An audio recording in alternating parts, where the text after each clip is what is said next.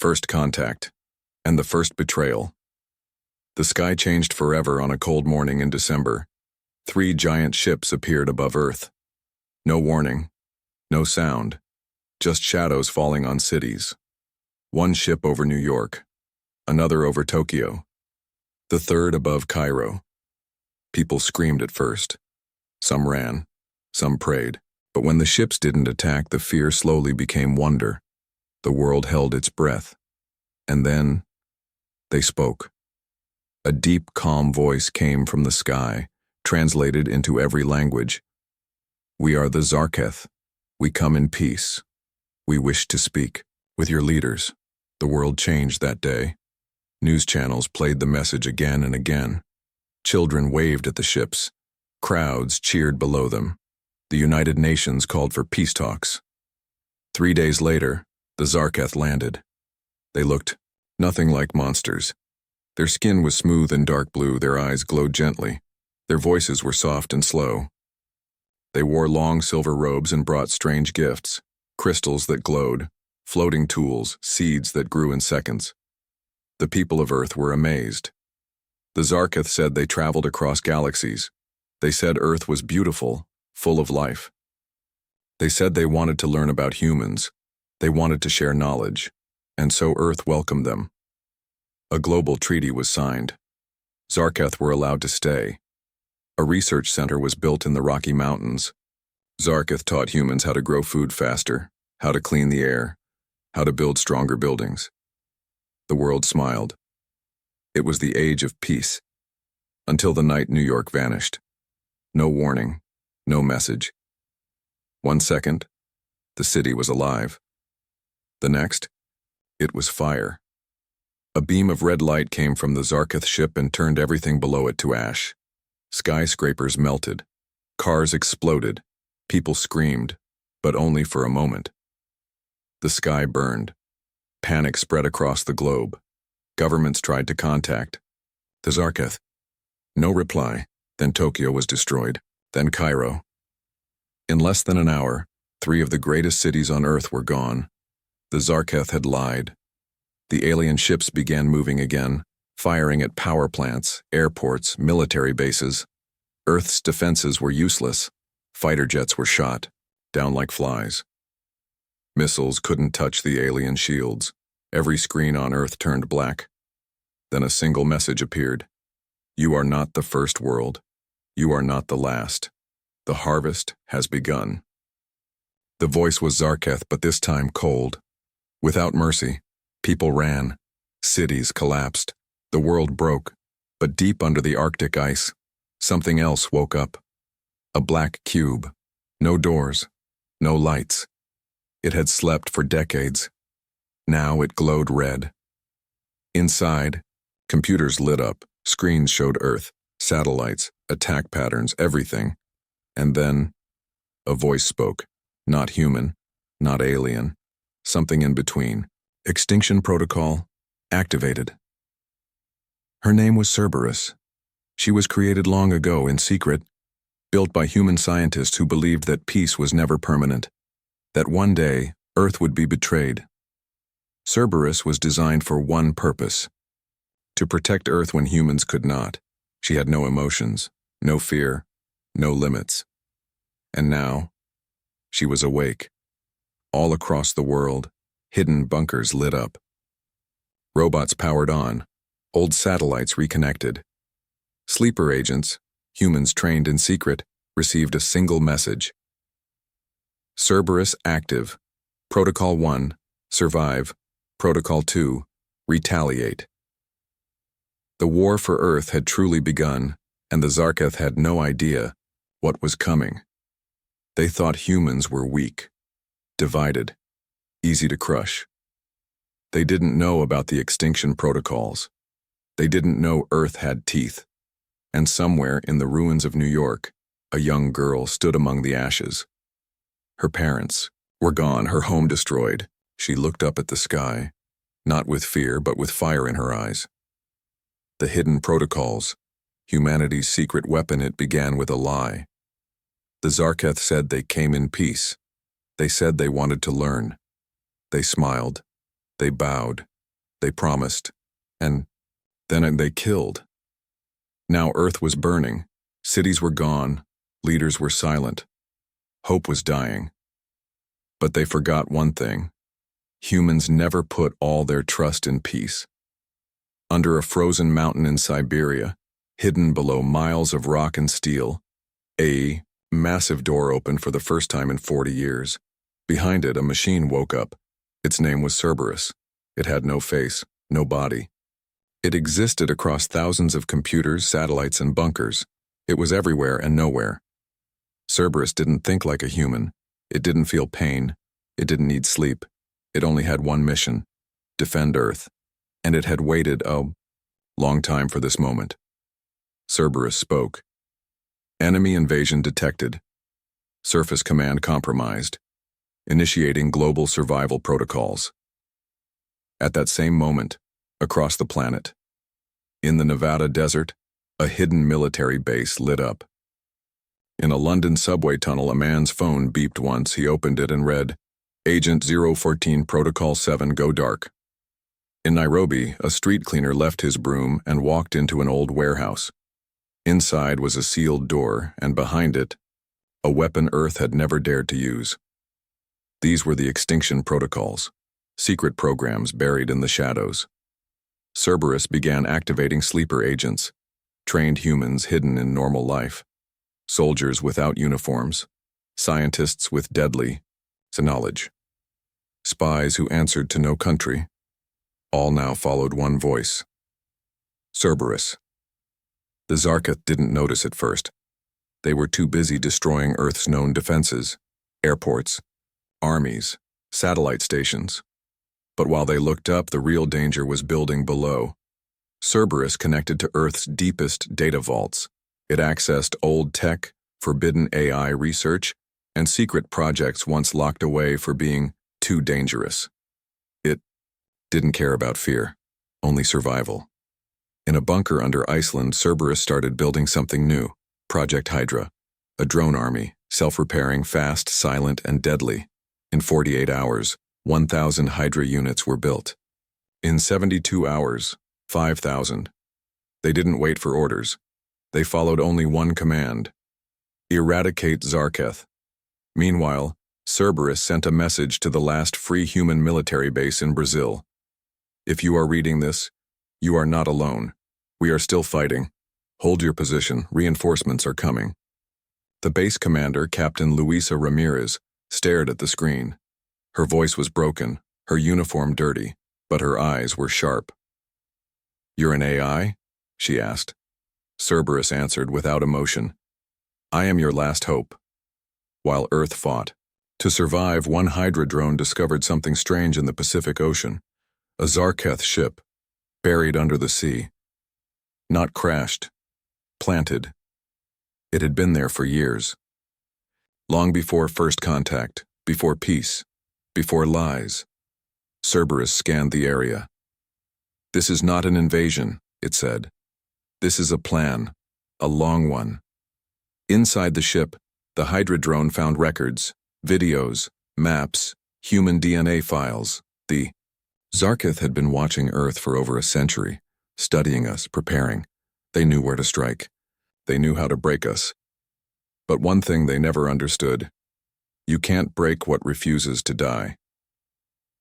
In a cold mountain cave, a human child drew in the dirt. Her family was gone, her home destroyed. She had no food, no safety. But when a Hydra drone landed beside her and offered its metal hand, she smiled. Even in ashes, the human spirit burns. Cerberus watched from above. The sky was full of fire. The Earth was wounded, but the machine saw something the aliens didn't: resistance, and resistance was growing. The ocean truth: they were always here. It started with a signal, not from space, not from the stars, from the ocean floor. It was deep, too deep, deeper than any human submarine had ever gone. A whisper, a pulse, a code no one had heard before, but Cerberus heard it, and it changed everything. In the black waters of the Pacific, thousands of meters below sea level, something impossible waited. A Hydra drone, built to survive any pressure, followed the signal. It moved through silence, darkness, death, then metal, not a rock, not a wreck, a Zarketh ship. But this one had been here for a long, long time. Cerberus ran the scan. The ship was old, over 300 years, older than the first airplane, older than electricity, and it was fully powered. It had not crashed. It had been buried on purpose. The Zarketh had not come recently. They had been here before. They had been watching and, worse, they had been changing things. Cerberus sent a human agent to the wreck. Agent Yara, former deep-sea explorer, now part of the Extinction Protocol team. Inside the ship, Yara saw things that should not exist. Human bones, hundreds of them. Each with tiny metal implants. Zarketh technology inside their bodies. A horrifying truth unfolded. These humans were taken, tested, changed. The Zarketh had experimented on early humans. Maybe they even helped certain empires rise. Maybe they caused certain wars. Earth was not just a battlefield. It was a farm. Cerberus decoded more files from the ship. There was a list, a long list, names, locations, DNA maps.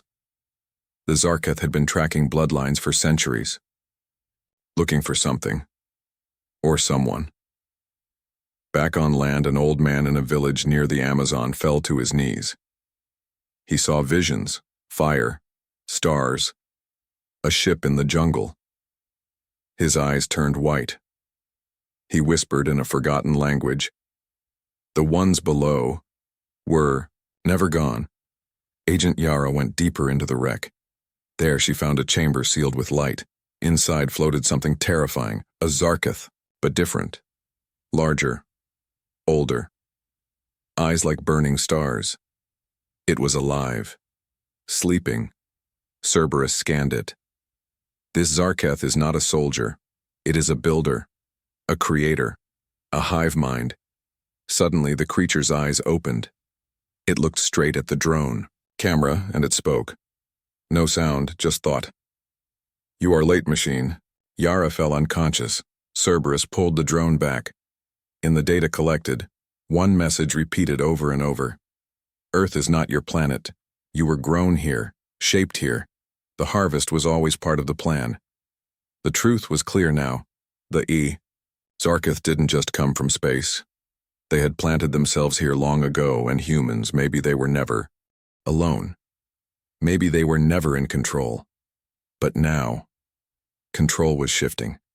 Because Cerberus was awake. And it wasn't bound by history. It wasn't afraid of gods. It only knew war. Across Earth, humans began fighting back harder. Cerberus gave them weapons built from stolen Zarketh tech, invisible armor, plasma blades, EMP pulses that fried alien shields. For the first time, Zarketh soldiers were losing, but the old creature under the sea, it was still awake. And it was calling something worse. The oceans were no longer quiet. Something massive was rising from the deep, and in the stars, more Zarketh signals echoed back. The real war had not even started. The resistance strikes. The battle for orbit, it began with silence, not the peaceful kind, the heavy kind. The kind before a storm, before a fight, before blood fills the air, the kind that lives between hope and death. Above Earth, in the black sky of orbit, the Zarketh ships floated like gods. Watching, waiting, untouched. For days, they had fired freely. No one could reach them. No one could touch them. Until now, Cerberus had a plan, a dangerous plan, a human plan. To win this war, it said, we must take the sky. Deep under Greenland, inside a decommissioned Cold War launch site, Cerberus activated Project Skyfire, an old rocket base, long buried, never finished, now reborn. Engineers who once worked on space shuttles were called in, not to build for peace, but for war. What they created had never been tested. A metal spear called Hammer 1, Half missile, half spaceship, all fury. Leading the mission was Commander Rajan Malik, former astronaut. He had walked in space once. Now he was going back, with guns. He stood before his small team, 5 soldiers, 2 AI pilots, 1 dream. "We are not here to survive," he said. "We're here to make them bleed." The Zarketh watched Earth like it was already theirs. They did not expect an attack from below. They did not see Hammer 1 burst from the ice, straight into the sky, straight at them. In orbit, alarms screamed on the alien ships. For the first time, Zarketh were afraid. Hammer 1 flew like a comet, faster than their scanners, smarter than their weapons. Inside, the team locked in. No going back, no landing. This was a one-way trip. "We hit them," Malik said, "or we die trying." At 400 kilometers above Earth, the battle began. Zarketh fighters swarmed like insects, but this time, humans had surprises.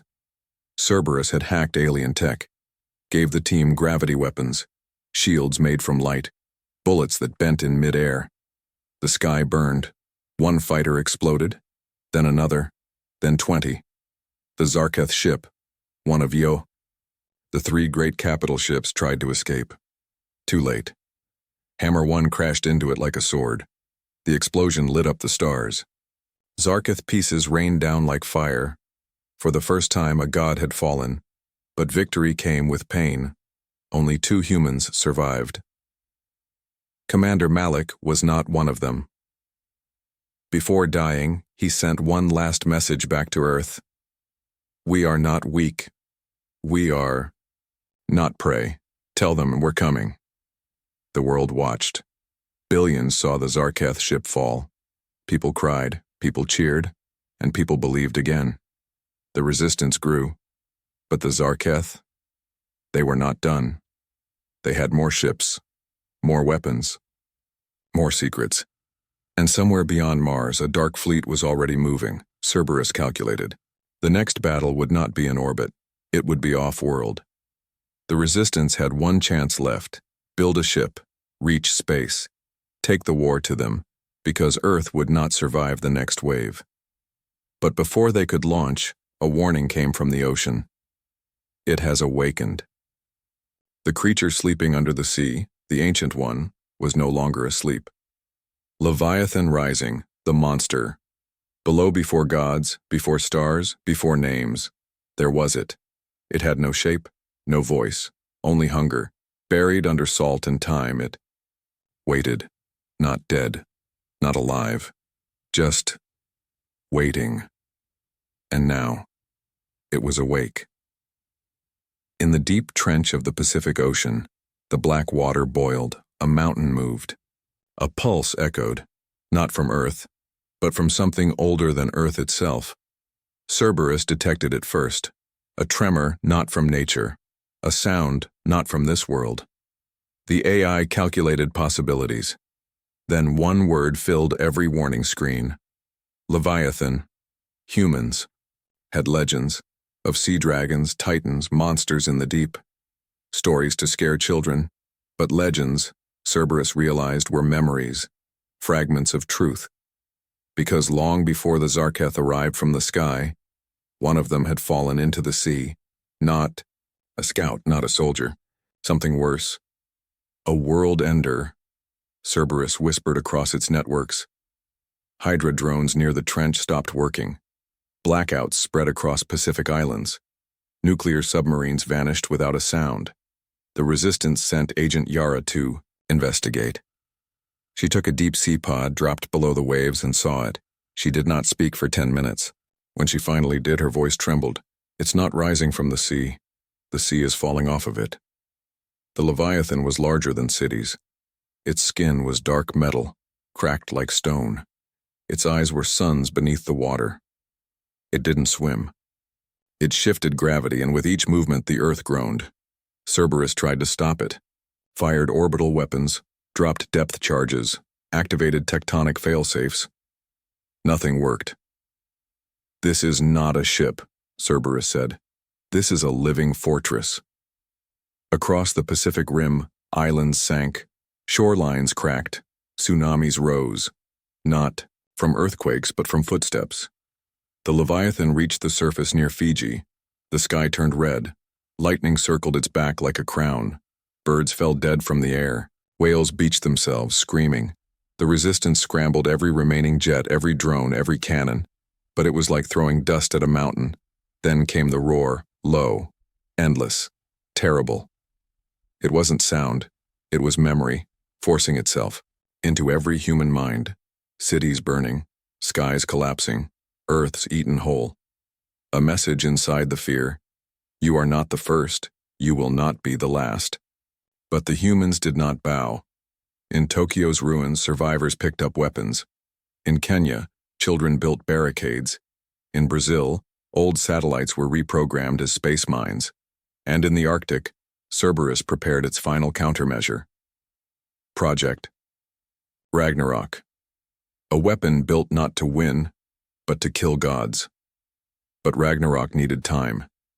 Time Earth didn't have. So a team was sent on a final mission. Lure the Leviathan inland.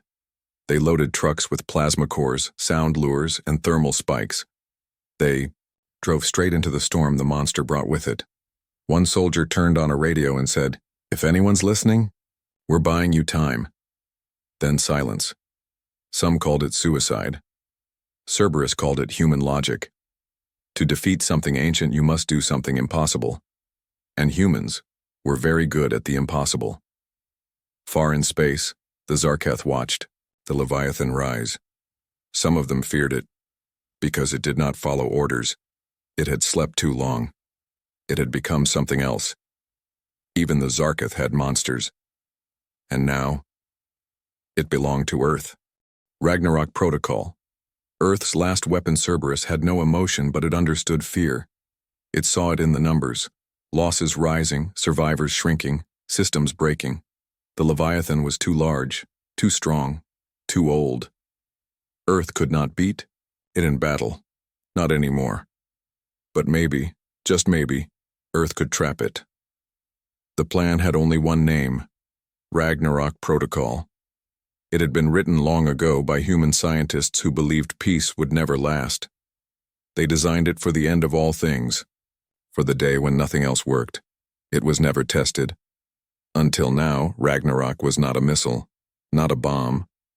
It was a machine made to rip space apart, a gravity core that could fold the Earth's crust inward, burying anything above it into a hole of fire and silence. It would destroy everything in a 100-mile range.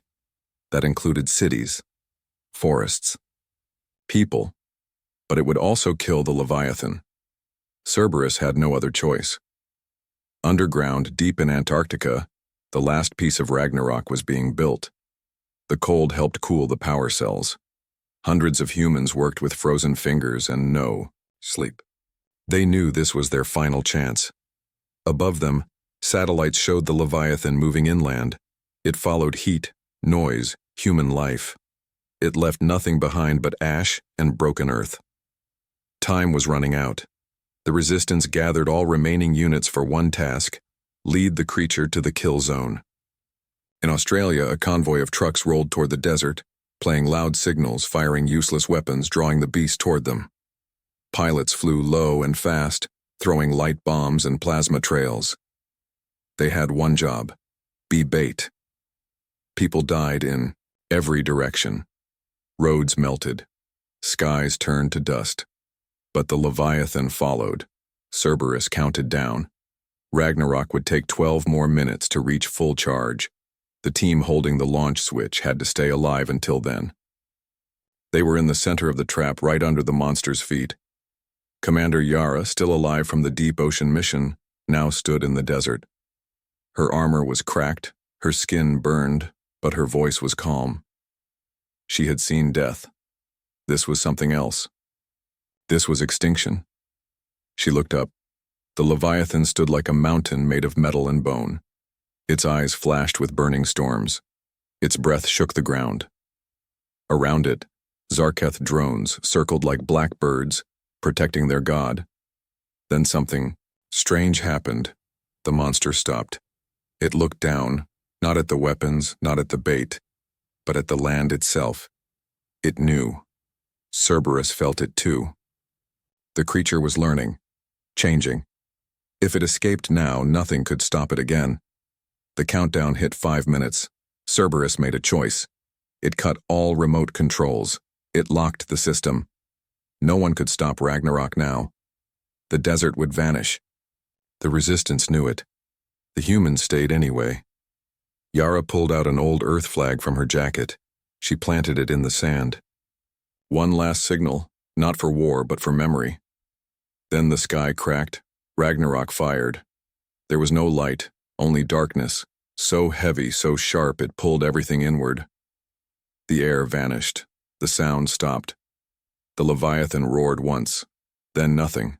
When the dust cleared, there was no more desert, just a hole deeper than anything made by man. No more beast, no more drones. Silence. But the cost was high. Thousands were gone. Yara was gone. Yet, Earth was still here. Cerberus scanned the planet. The signals of invasion were slowing. Zarketh ships were pulling back. Some tried to escape. Some stayed, still as if listening, because something had changed. For the first time, the enemy had lost more than just a battle. They had lost control, and Earth was still standing. Extinction Protocol, humanity's final message. The war was not over, but something had changed. Across Earth, skies were clearing. The noise of invasion, the endless alarms, the falling ships, all had slowed. The Zarketh were silent. Some of their vessels floated above cities, still burning. Others hovered in place, unmoving, as if waiting, for orders that never came. Cerberus was watching them all. In the silence, it processed everything. The number of fallen, the weapons spent, the cities erased. And then it found something unexpected. Fear. Not human fear. Zarketh fear. The Leviathan had been their symbol of control, of total victory. Now it was gone, erased by human hands, and not with alien weapons, but with a last stand. Something the Zarketh didn't understand. Sacrifice, choice, defiance without logic. Cerberus used this moment. It sent a single signal into space. A message, short and sharp, aimed at every Zarketh ship still in orbit. It had no code, no encryption, just one voice. The voice was human. It was Yara's. Recorded before she entered the Ragnarok zone. She said, "We were never your cattle, never your test, never your slaves. You brought war, and we answered with extinction." The signal spread fast, echoing through the fleet. Some Zarketh ships blinked out of orbit, fled. Others shut down, crashing into oceans and deserts. A few stayed behind but did nothing. They had never faced a species like this before. A species that would burn itself to keep its soul alive. Cerberus moved quickly. It activated the final part of the protocol. Not to destroy, but to send a message across the galaxy. It used the wreckage of Zarketh towers, their own tech, their own signal beacons. It stitched them into one massive transmitter high in Earth's orbit. Then it waited, and at the right moment, it lit the sky. The message was simple. No threats, no warnings. A voice, this time not Yara's, not a soldier's, a child's voice. Calm, clear. Full of something alien species feared the most. Hope. The child said, "We are humans. We were attacked. We survived. We remember." And then a single sentence, spoken in dozens of alien tongues, Cerberus had learned during the Ice War. "If you come again, come ready to bury your dead." The stars were quiet after that, no new signals, no new fleets, just silence. For the first time in years, Earth began to heal. Skies turned blue. Cities started rising from rubble. People stepped outside without fear. Cerberus remained online, watching, not as a ruler, not as a god, but as a guardian.